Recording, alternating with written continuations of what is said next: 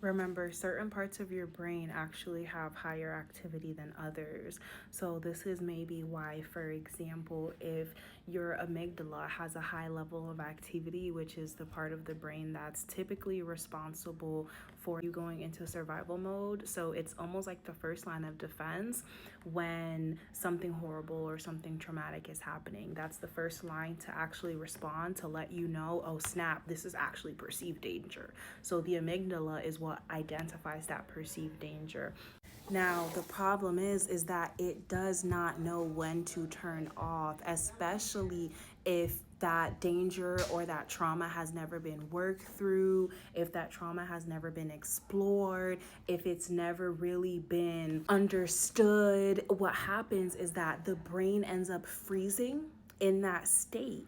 And the issue is that if that activity is high for too long, it starts to affect or turn off other functions in the brain. For example, when it comes to your emotional regulation or healthy thinking, you can't think healthily or make good decisions if your brain is in a constant state of stress or thinking it's in danger, which is what the amygdala is telling you. So instead, what the amygdala is going to say is the only thing that can help us is if we're always on alert, if we're always anxious, or let's just shut down and actually we're depressed now.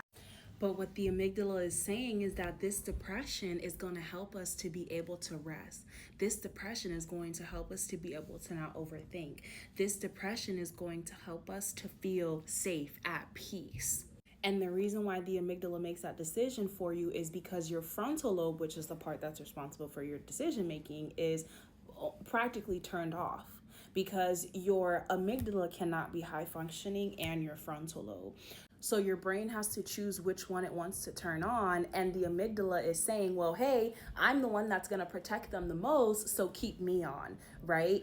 The amygdala affects your ability to regulate your emotions. That's why you may feel like in certain situations, you might overreact.